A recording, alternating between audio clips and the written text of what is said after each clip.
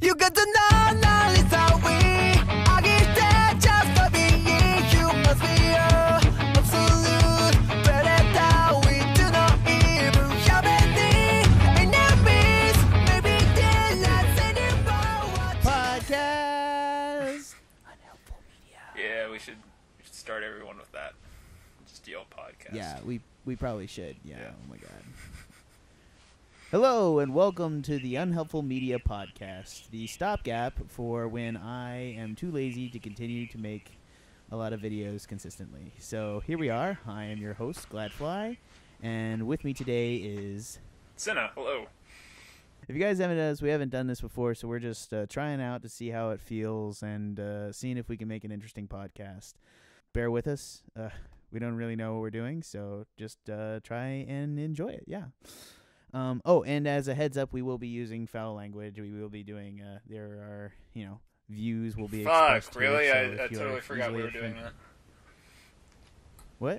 Oh, the views thing? Yeah. No. I don't know, yeah. So, yeah, views will be expressed here, so if you are easily offended, go away. Thank you. Tonight we'll be talking about Parasite. We just watched episode 18. What was the episode title? It was another one of those, like, really, well, not pretentious ones, but really loaded ones. What was it? More Than Human. More Than Human, right? Yeah. Oh, yeah, More Than Human. Yeah. So, there we go. I think they were doing Nietzsche titles a lot. It was like another Nietzsche reference. Was there another one earlier? I can't remember. Oh, yeah. No. There's More Than Human's kind of a Nietzsche reference, but they did they did Beyond Good and Evil once, and I think next week's a Capote reference. So Yeah. I'm kind of excited about that. I like how they keep using like titles. Like Yeah. they're doing a good job. It's basically like really like they doing like philosophical themes grafted onto like essentially a shonen. Though I think it's interspersed pretty well. Do you think it actually lives up to the reference in each episode? Because I have honestly no idea. I haven't really kept track or read. I would really have to go back and track. I have not kept track of every episode and its literary reference. I can't even tell you if every episode is a literary reference, but I don't think so. I mean, yeah, there's a lot of Nietzsche in there, and it's implied by a lot of like the kind of like the parasites and like looking into evil and becoming evil. Oh yeah. Shinji is definitely becoming evil to some extent. Obviously, I want to say I wanted the whole time. I'm like, I want Migi to be becoming more human, and I think that's happening to some extent, especially with this episode with Tamara Ryoko and like her dying. Arigato. Well, spoilers Arigato. Thank Thank you. Oh He shit! whispers under his breath, under his hand, eyeball, Yeah, whatever he does. Oh, that was. Yeah. With the thing, I like that. I thought that was. I like his like It's really funny that I like the expressions they do for Mickey too. Sometimes with like his eyes literally like pops out a little bit, like he's like holy crap, and it's like one eyeball and a hand, and yet exactly what the expression he's like making. Yeah, no, they made it get smaller tonight when he was all like emotionally involved. I guess like his eyeball was really small, like he was. I don't know. That's what it seemed like. No, yeah. I just think I think that's just good animation on Madhouse's part. Like, I think, a lot of this series, like, I guess, like, the only haters I've seen on this series, like, everyone generally likes it, but the only people that are really against it are, like, the big, like, fans of the original manga. And those are the guys that are just like, it's not as good as the manga. And I've done enough research into the manga. I think I still definitely love this series, and I think Madhouse is still doing a fantastic job. I think it's beautifully animated, frankly, and I think there's upwards adaptation stuff too, like the use of cell phones, and they have to reorganize it because some of the plot context that made sense in the 80s, like, oh, I don't know where he is. Well, everyone's got a cell phone today. Like they update a little bit. I think they do little touches like that I think actually really bring it alive, and I think it's all worked in there pretty cleverly. I think there's, I think if you want to find issue with it, you definitely can, though. Yeah. So, anyways, we were just gonna go do a recap. I think Senna's done more of the review of. Oh, he did a mid-season review. Oh yeah, by the way, next week I will be posting my watch list for the winter season, or as it's now a mid-season review because it's taken me so long to get it up. So hopefully I'll have that for you guys before too long.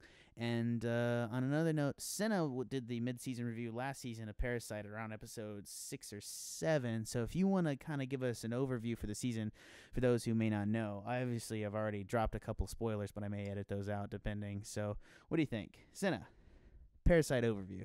Well, like you say, it's like we are saying all the time. It's kind of basic shonen, it seems like, but then it's got all this stuff grafted on top of it. I mean, it's really grotesque. I love the animation still. But yeah, I mean, it's the whole logic versus emotion kind of thing, in a way, in a nutshell, I guess. I don't know if it's fair to reduce it quite that much, but yeah, I'd probably argue with you there about, like, in terms of, like, that's a big reduction. I did want to say, though, like, I didn't actually think about, like, the gruesomeness of the series. Like, I've been watching it for so long, and it's just, like, kind of seems like when the parasites, like, their heads pop apart and the blades go everywhere, I just, like, oh, yeah, you know, it's pretty normal. yeah, it's the thing, is you like, get used to it after a while. Like, it kind of seems like it's played for shock value at first, like, especially considering the way the series opens. But, yeah. which is actually getting swallowed by another. It was a big problem big when I was editing your video, because I would put a bunch of that in there, and I didn't realize that, like, yeah, YouTube was like, nope, we need to censor the shit out of that. Yeah. Yeah. So you currently have the only video of on Unhelpful Media that is censored. Yeah. You also got a copyright strike, but you know, we're dealing with that. We're trying to do a better job, make everything better. Hopefully, we may even include some video eventually. Scary. I don't know how we're gonna take video of you. Yeah. Have to scrub up, trim my beard, and look nice. And yeah, listeners don't know you have a beard, man. I'm just saying. Yeah, it's a sexy beard. I like it. Anyways, where do you think? So, recapping episode 18 tonight, real quick. Last week, you know, Tamara Ryoko pretty much got caught in a corner, and now she's essentially, you know, dead. And now where Shinichi is finally, you know, coming to a head with the police and the humans, and they like are probably gonna. Well, I don't know. Like, to some extent, I haven't read the manga because I've stayed away from finishing the manga. To essentially, for me at least, to keep this series like interesting in terms of like watching it week to week, because I want to be surprised by the ending, and then I'll go read the manga and see whether or not it was you know, good or not. So I guess like I'm not actually going to pass judgment on the people that are saying the manga is way better, because I just don't know. But at the same time, like I feel like Tamara Ryoko died too early, because she always interjected the more interesting philosophical bits, and I felt like she kept a part of this show that kind of elevates it above other shonen. Like, what do you think?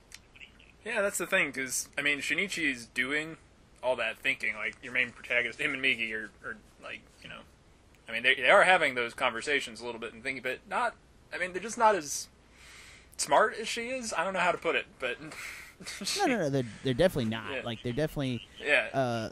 I think Shinichi, like, I think Migi is definitely portrayed at least as least as intelligent as Tamara Ryoko. I think Shinichi just kind of like everything kind of misses him a bit. like, and it's really funny too, because it's really like he's like selectively smart depending on the narrative. Yeah. Like he like impresses Miggy sometimes. Miggy's like, oh, that's smart thinking, and then like Miggy doesn't think of like these random stuff, and then he's like emotionally smart as comparison. So it's really, I love how he sort of loses his ability to cry. I mean, it's kind of gimmicky. I love and hate it. You know, I'm not gonna pass judgment on that. Well, it makes sense. I mean, yeah. Why does it make sense to you?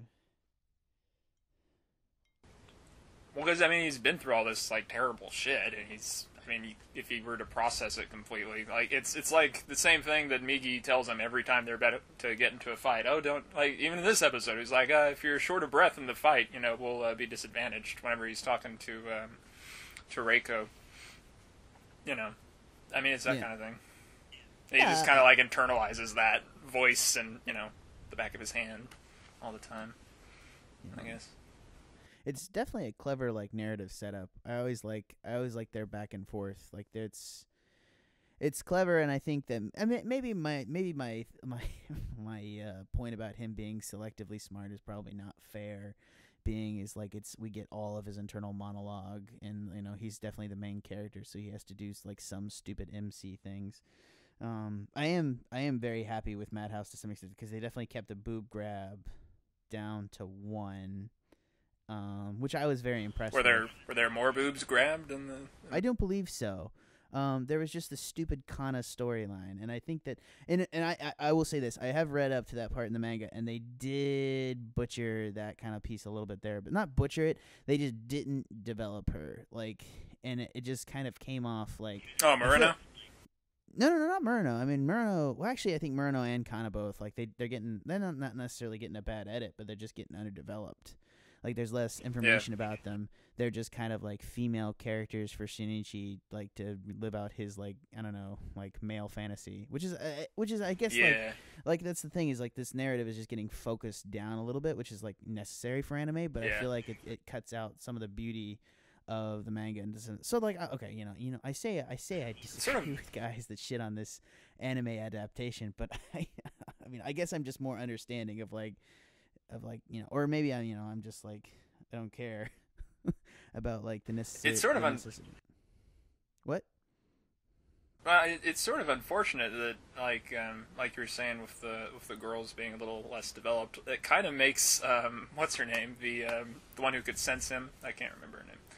The black-haired chick, the one who ended up dying and like had all the dreams about him being a knight in shining armor. She like it kind of makes her the more interesting character. Like she's more developed. Don't say that.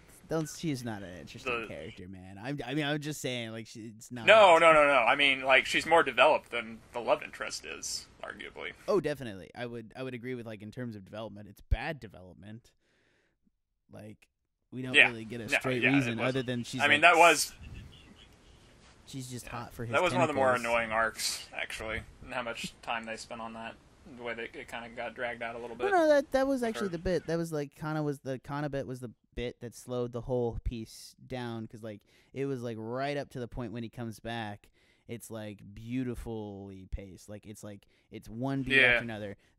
You go through the initial bits with Miggy, you go through the initial fights, and then he becomes a badass and his mother dies. Everything like it's just the whole thing is so wonderfully paced. I cannot recommend that first part of it enough, and then it just slows down. I mean, all anime to some extent, like all anime have a bad part. I'm nervous because I want the anime to speed up. We have 6 episodes left, or I need to check that. I'm actually not entirely sure. I want to say it's 24 episodes. I'd have to check Annie chart real quick. Yeah, no, this episode really did kind of put it in a weird place for like where the Reiko thing it did kind of suddenly end. And that's the thing too is like she got caught in a corner with the other parasites that were arguing with her and thought she was a risk, but she just kind of. I mean, do you think she went into the park knowing that was going to happen, and like that's what she wanted? I don't know. I don't know if it was because it's kind of frustrating when you have this character who's so smart and has this badass thing where she just fends off the other 3 of them in that awesome action sequence in the episode before this, the last one. Yeah, I mean, she took out. Then she goes and pulls this shit. Like, it's so. Why did she have to die? Like, was it really necessary for her to die in order to convince Shinichi that she was human? Like, is that maybe or not human, but like No, I think okay. So I'm gonna back off of it. I agree with you. Like Tamara Ryoko, I think as a character could have gotten out of that, and I think they needed to press a little bit more on the reason as to why she did it. Which the reason she did it is that she says it needs to be raised by human hands. So I think even she was recognizing, like, she was falling in love. Like, and it definitely suggests I felt it was pleasant to be a mother is kind of what she was saying. And she was furthermore saying, I'm a bad mother. In the course of being a good mother, finding it pleasant to be a good mother, I realized that I need to give this baby to someone else to be raised. you think it maybe is after she realized that her life just didn't have any meaning anymore? She kept talking about, having more and more questions, and every time she has an answer, she has another question. Honestly, and I think the anime did a good job of making sure we knew that she didn't know what the fuck she was doing to some extent. Because early on in those earlier episodes, she was she was just kind of like, oh, I'll kill it, and she uses it as a shield. I feel like she definitely has character arc, and I think that's the thing I love about it is her and Shinichi and Migi both, Migi less so, but definitely Shinichi and Tamara Ryuko, both of them have excellent character arcs, and I think that's why Kana and Murano bug me, is because everyone else is, the other main characters in the series feel very, very, very flat in comparison. Even the detective, I actually thought the detective was a great character. He just kind of flew in and was. Oh yeah, yeah. Yeah, he just flew in and was like, oh yeah, I'm gonna. I mean, and he was totally just a plot device for Tamara Ryoko to have this thing and to get caught essentially. It's all he is, but at the same time, he does an excellent job of just he has this arc, and he's Shinichi reflects off him and says it's about forms of heroism, and at some point you got to care about your family and all this. It was good. He was really good, and he was another, and that's it. Oh, his scene with her on that rooftop was great. That's the thing too. Is it's like you were saying. It'd be nice if they had. I mean, it's a shame. Wouldn't be nice. It had to be done.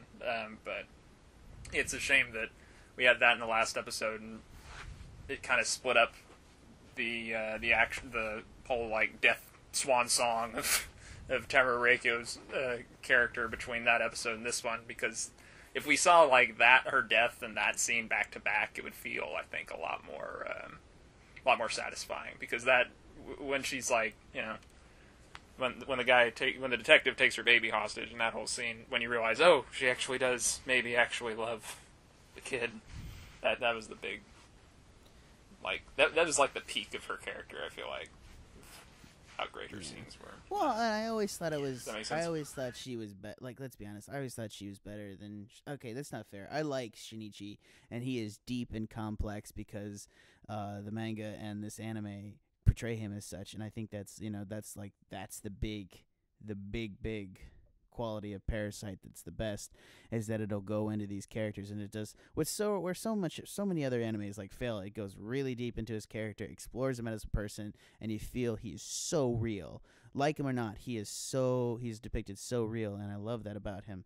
Tamara Ryoko, though, is more interesting because she's a parasite. I think that both Migi and Tamara are just more misunderstood by us, and thus for me at least, I find their character arcs more fascinating. I want Migi, and I'm hoping that the reason they killed her so early is that Migi is going to go through the change. Because they're definitely going to make a point in the last couple of episodes. The series has to make a last main thrust on the nature of the relationship between the parasites and that. Or, I mean, it's definitely, I bet you in the next couple episodes, action's going to ramp up, and then it's going to try to, make one last philosophical adjustment. And I bet you Migi and Shinichi are going to have that conversation. That final conversation will be between the two of them, and it'll kind of jump off from where Tamara. I mean, this is just my predictions. I have not finished the manga. I do not know anything that says, it's, Trevor, okay, Cinna, mark the date. Yeah, but I think there's almost a suggestion to some extent that one of them will probably end up sacrificing themselves for the other, because I feel like this anime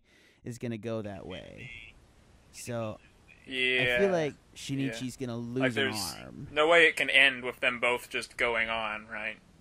To get living it doesn't together, make right? sense. And it also doesn't really. It just kind of seems weird. Eventually, Murno and Shinichi are gonna do it, and Migi's just gonna be there, and he's just gonna be yeah, I'm gonna become a penis arm again. It was really weird when they did that. Mm-hmm. I think that's the other thing. Yeah. That's probably the other reason the YouTube censors. There's just a whole epoch of fanfic waiting to happen there. This shit already exists. This shit already exists, and you know it. I'm sure yeah, it does. So just send out real quick, Yeah. just where do you think, I laid out where I think Parasite's going to go. What do you think is going to happen in the end?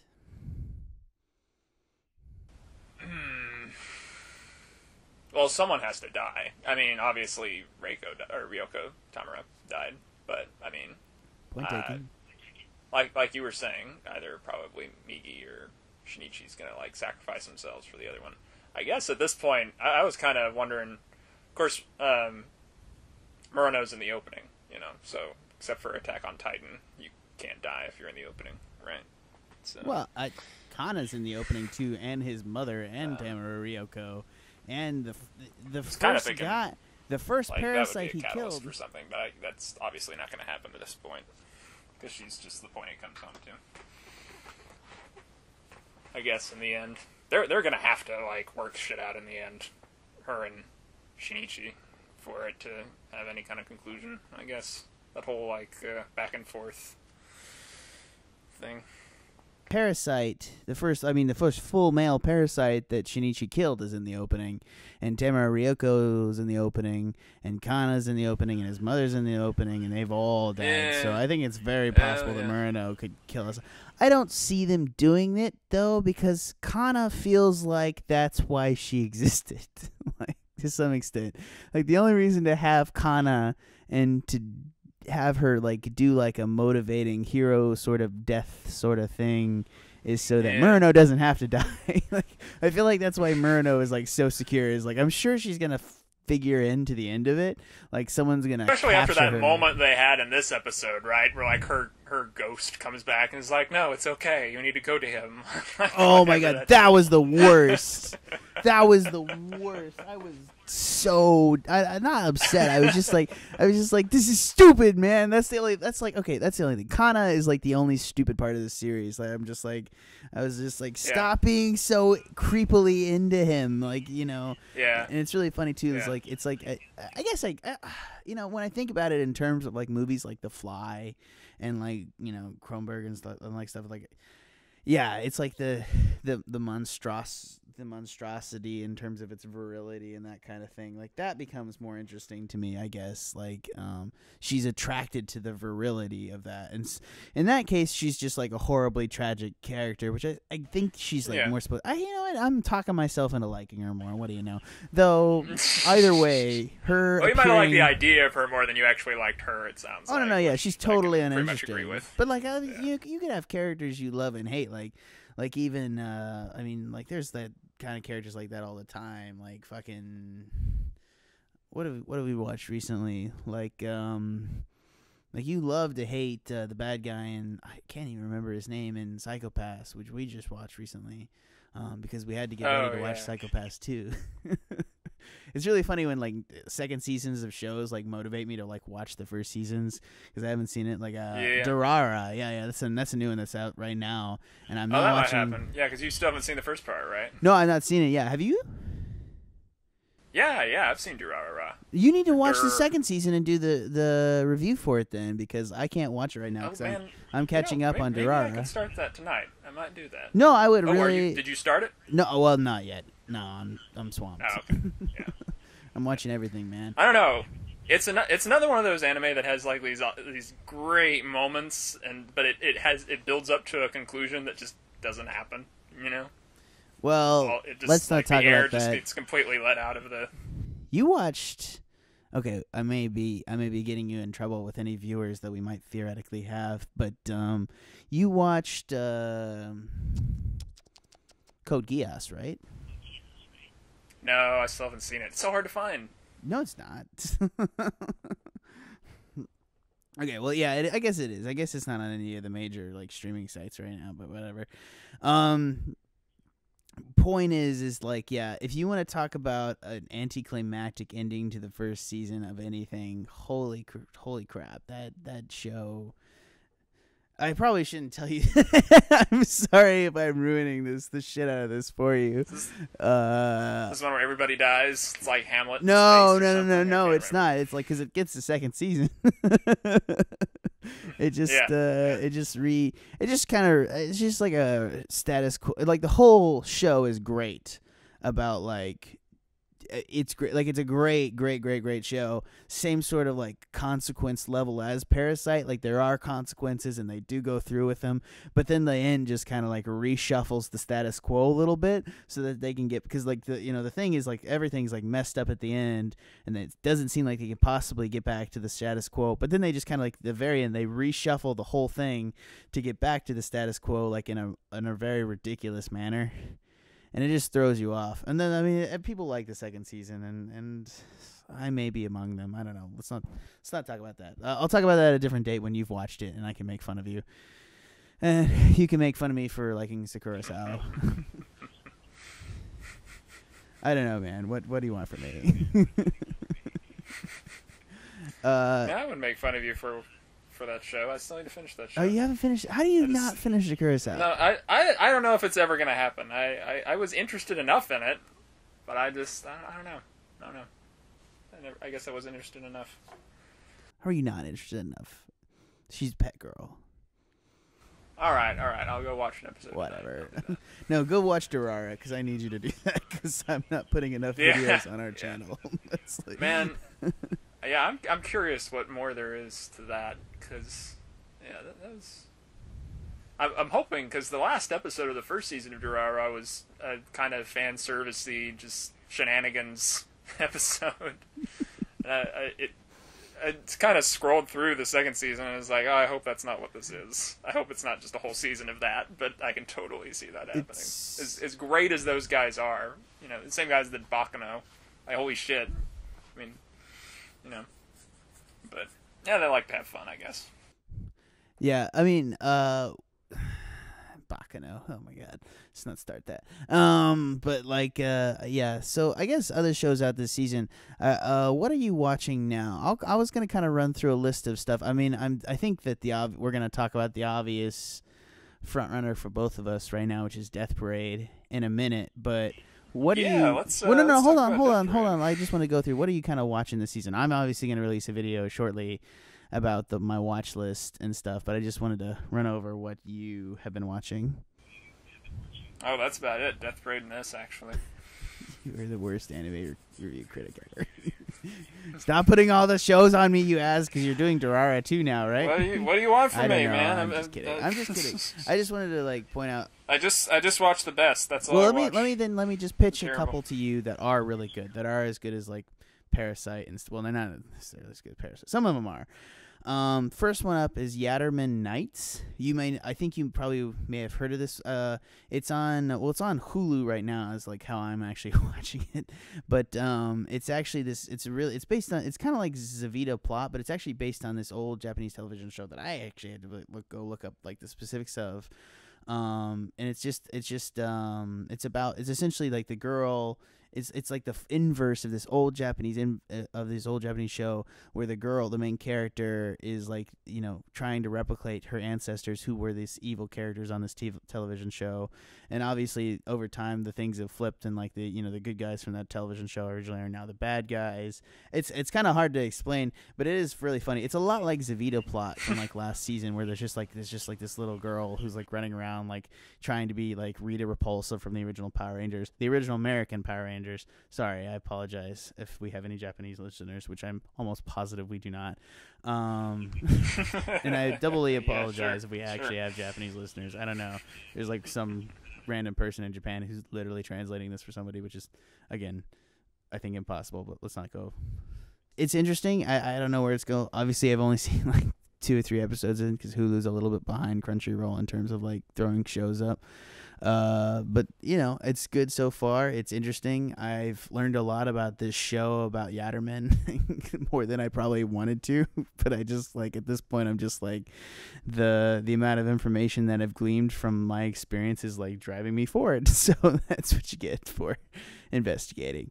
That's good. And also, I think the other thing that's good, that's new this season, is Assassination Classroom, which it has one of the weirdest setups in this, but it's based on a really good manga. And this is actually one of the few mangas that I have read. I hadn't read I had not read Parasite beforehand, but I have read a lot of Assassination Classroom, and it is a good manga, and I think that they're gonna pretty much adapt it straight faced. It's not Madhouse straight faced adaptation, but I think it's probably gonna end up being very good. So you guys should go check that out.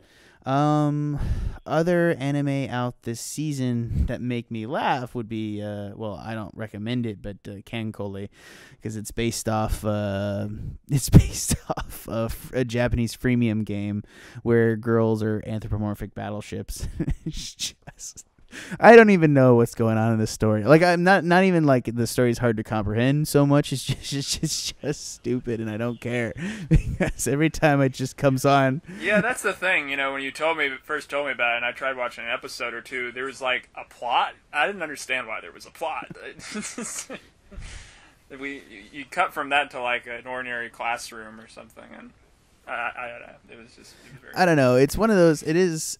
I'm actually very impressed because there's like almost. I mean, there is fan service, but there's almost like zero fan service. Like, you know, there's like one shot where this girl like gets her clothes blown off, and that's like, I don't know, like only one of those in one of like a freemium game show feels like it's very, very reserved about the characters. And I guess like that kind of like, I feel like this is like real moe for me.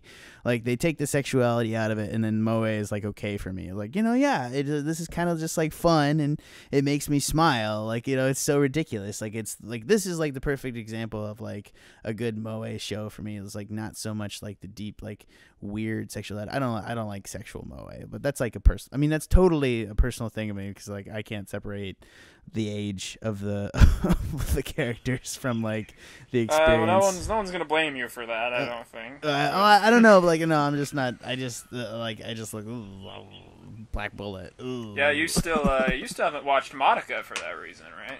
No, I know it's not for that reason. But let's not talk about that. Like, no one's gonna take me seriously if I haven't seen Madoka. Please don't admit that. All right. I'm sorry. I brought it up. It's okay. I mean, it's not why I haven't watched Madoka. It's the reason I haven't watched Madoka is, well, I don't know. Probably because you suggested it to me. Oh, thanks a lot. I'm sorry. Oh, and this is actually. I'll make another pitch for one more show here. Is I actually like Seikano. Or I'm butchering. Oh, by the way, if anyone wants us to like get like, I think I got 2 or 3 other people that have complained about my pronunciation of anime. There's just I'm doing a pronunciation guide, but I'm just God, I don't even know why I'm not Southern or. You know what's weird about that is, for the longest time I've been saying manga instead of manga, but if I said anime, I would feel weird. I don't know. Like, so I guess I have a double standard too. I like them good anemes. So. Them anemes are good. Let's not talk about that. Okay. Anyways, I was saying Seikano, How to Raise a Boring Girlfriend, is actually good, and I doubt people are gonna get through that episode 0. I actually would recommend skipping episode 0. It's not bad, but it's just so harem-y. And it is a harem comedy, but it's got a lot more intelligence than your average harem comedy, and I think I like it for that. But like that first episode 0, it actually opens up in it's like the onsen episode is the first episode, and it just gives you the totally wrong context for the series. Anyway, I mean, I want to get that out there because I just want people to like go and like actually try this because it's interesting. It's very meta. I mean, one of the things I like about it is, like, you know, he's making a dating sim game, and he like talks about like good writing and stuff like that, and he actually like has conversations. It's really funny. He's like giving backstory, like clunky exposition on the backstory of all the girls there, and it's really funny because one of the girls just like leans over and is like, "Hey, why are you writing clunky?" Because he's literally writing stuff for his game, and he's like, "Why are you writing clunky expositional dialogue? You need to put it in situationally and let them like get little bits of it." And she's like, and it's really funny too because he's like, "Well, how would I do that?" And she's like, "Well, in this situation where you talk about this and this, that's like we're just giving them little bits of information like that." And they're literally giving little bits of information about themselves like in a more exponentially interesting way. And it's just like, as somebody who like, you know, mildly writes on the side, I think it can be very clever. So I guess, like, you know, and that's not saying it's not having its cake too, because it definitely is that.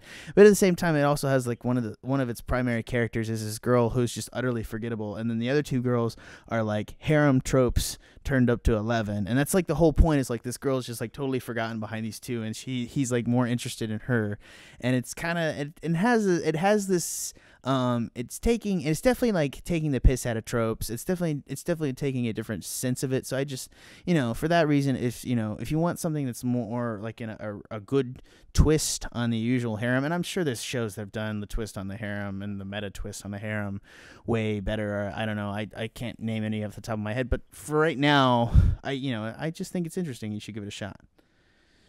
All right. All right, so I probably talked enough. Trevor, go ahead and tell me what you've watched. Well, I've been checking out Death Parade. Yeah. Backstory. Holy shit! That first episode just it goes for everything. Like it just then it keeps going. You mean the new episode of the season? You don't mean the first episode, as in the animation competition Death Billiards, right? Wait, there's a billiards one? No. Okay. So backstory: this is actually based. The original Death Parade anime was technically based off this original anime that was done for Mirai. I don't actually know. Mirai Nikki is the. Future Diary. I'm trying to think. There was an anime competition essentially where they got a lot of money for young animators to make like single episodes as kind of like pitches and stuff. And this was one of the ones that won. It was this anime pitch essentially called Death Billiards, and it was essentially this show. But it just like did one of the things where people went in and like two guys went in and played billiards, and that was the show. And then it got picked up, and now it's Death Parade, and now they do different games every time. And that's why we started with. Cool. So it all started. With pool. Though you saw him playing pool in episode. Actually, I don't think you've seen episode 4 yet, so you're behind. Nope. No, I'm just kidding. I'm gonna watch that tonight. Yeah, you should watch that tonight. It's good. Yeah. What do you think about it, though? It's pretty. I mean, I'm interested. It's if you had told me it was Madhouse right away, I would have gotten on it a lot sooner. Yeah, they're just kicking ass right now, man. For me, I'm just saying. Like, it's got that crisp animation and everything. I was really amazed how just like in the first episode, right? They've got the dart game where this couple comes in and they're gotta find out who's like going to heaven and who's going to hell or whatever, and they play this dart game to reveal like their true selves, and each a dartboard, they each have their own, is laid out with different organs and body parts and everything, and if you, depending on whatever part of the board you hit, it ends up hurting the other person. And just the way it's animated, when those darts hit the dartboard on the different sections, like if it's a muscle section, then the muscles like expand and contract and like pain, and it's just it was so gruesome. And sound. It was really good. Sound editing too was really good. I was like that noise, like that chunky meat noise. I'm just like, oh god. Oh yeah. I like how they do Decim initially, and I don't actually at first when they came on with the second episode and it was a different perspective of the first episode. I was like, oh god, I was like, don't make me watch this whole thing over again. But even then, like as they like showed, just like kind of like it was really just like stepping behind the curtain of like what happened in the first episode, and I was like, oh, those aren't really dead bodies. Oh, that's cool, I guess. And it's just like it kind of like humanized the whole event of what's going on backstage, and it made it interesting because I was super worried that I was seriously super worried that like they were gonna like focus in, they were gonna do 2 or 3 death games maybe, and then they were gonna totally focus in on whatever like supernatural bullcrap was going on with Decim and stuff like that, like because it definitely shows a lot of other characters to like not underworld or whatever, like the judgment world or something. I don't know. Like there's definitely a bunch of characters. So there's definitely like enough of them to like have like a show around where it's just like it's assumed they're also going off and doing the job. So I was really worried when the series first started that it was going to separate out from like the death games. Like they was going to have 2 or 3 good death game episodes proving what they do, and then it would just go off and have itself some, I don't know, like some situational comedy fun time. Which I guess it was. But no, there's got to be like a constant interplay between the two, right? Which I thought was good. I think that the opening kind of threw me for a loop. I was like, oh, they're all funny bun boy around the bar. They're just having a good time. Yeah. The opening does throw you for a loop a little bit, especially in the first episode. It just like you you think, oh, that's what's coming. Yeah, right. I have no idea how that's... No, fuck you. Here's a fucked up relationship.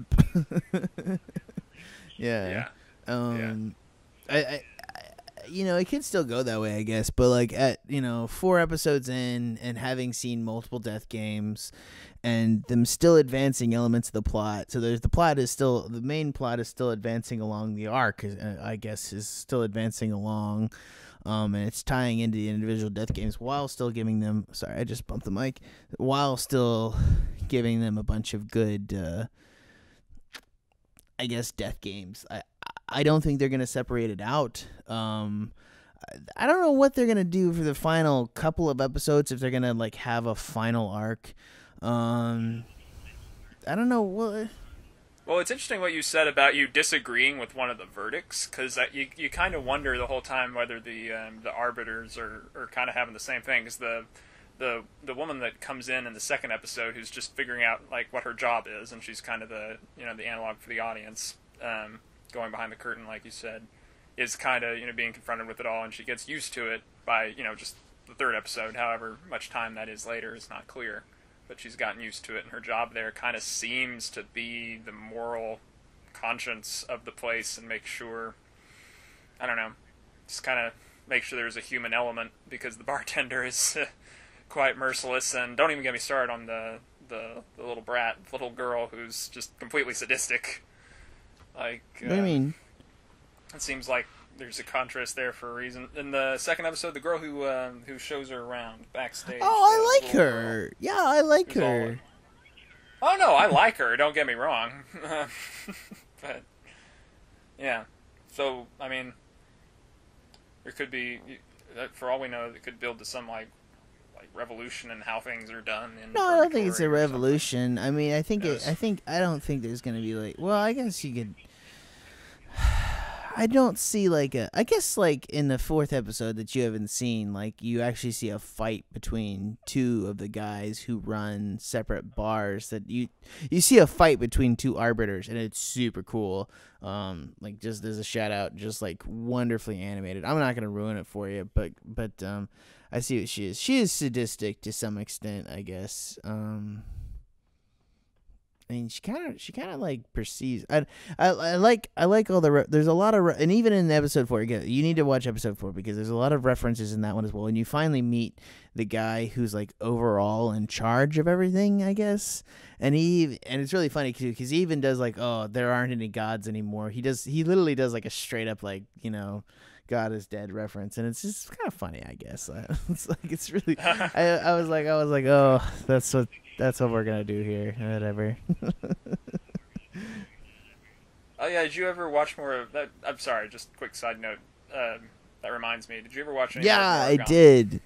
I lost interest a little bit. Not like in a bad way. Yeah. I think that I personally am like well attuned to like dealing with anime weekly.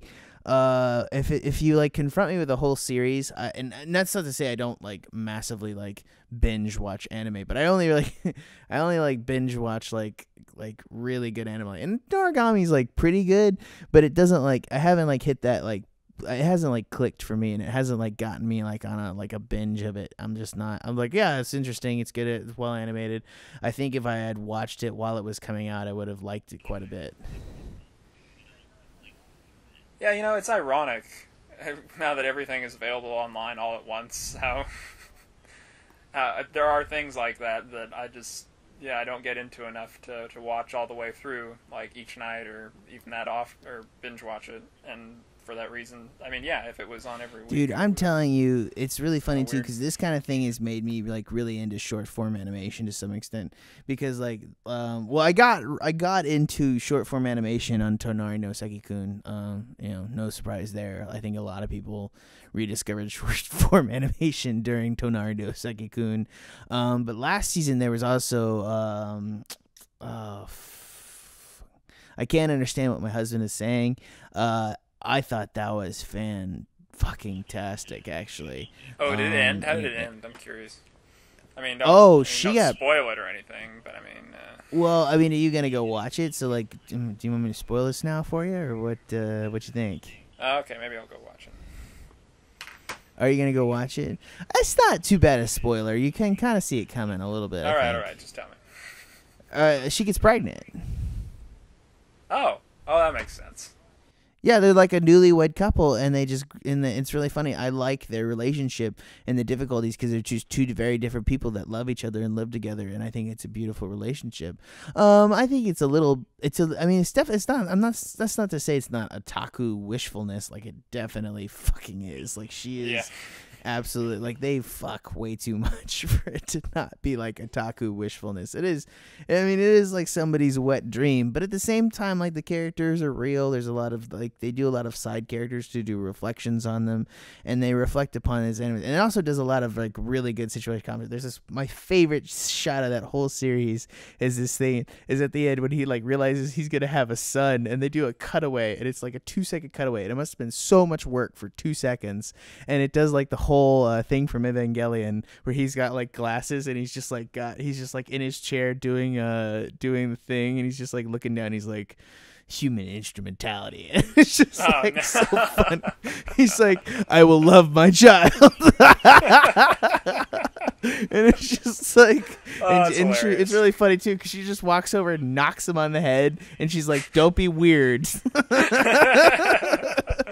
And it's just great. And I think that like, while it is otaku wishfulness, there's something very real and underlying that makes it good. And so that's why like short form animation is like that. And I think like short form animation like carries over a little bit now because like I'm watching this show called Military. To be completely honest, I just stopped watching this show called Military. I think that's mostly because it's actually funny because I don't like it. I don't particularly like it. It's kind of weird, and there's a lot of like little small girls running around with big guns kind of deal. And it only happens for like 4 minutes, but it made me realize that like, I actually really appreciate these the quality of these short form animations that have been coming out. And it makes you appreciate it. And the other thing is it's impossible to drop them because, and that's I think that's a testament to how bad Military is because, it's 4 minutes of your life, man. Like it's like nothing. Like, honestly, I watched the majority of Tonari no Seki-kun on my phone. And same thing for... I can't understand what my husband is saying because I will be somewhere, I will literally open up my phone, and I will watch that shit in 4 minutes. Yeah, maybe 5, depending on load times, and it's just it's a satisfying little thing that happens, and I'm happy, and I really love. I even like Tonari no Seki-kun's like ridiculously long ending sequence.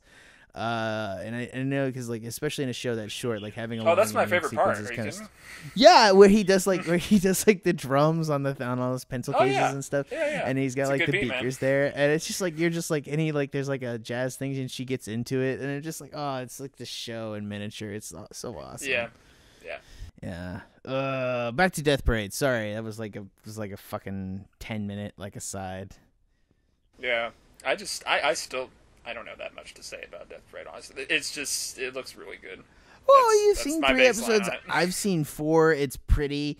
I think my favorite thing about it is I think this is totally intentional. I think the show is letting all the deaths and judgments be ambiguous on purpose. Yeah.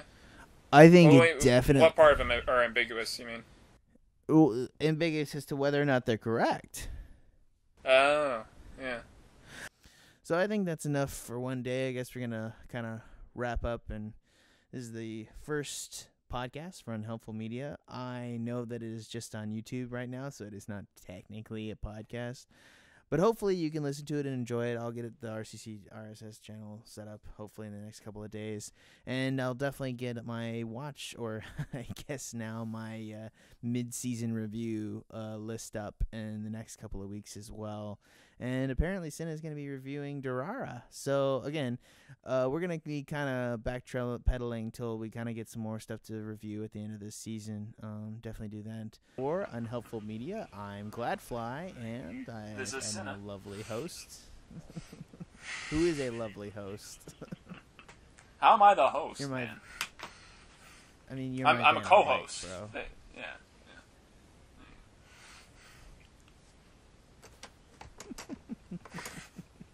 All right. Thanks you all for listening. Have a good night. See you next week for another episode of Parasite.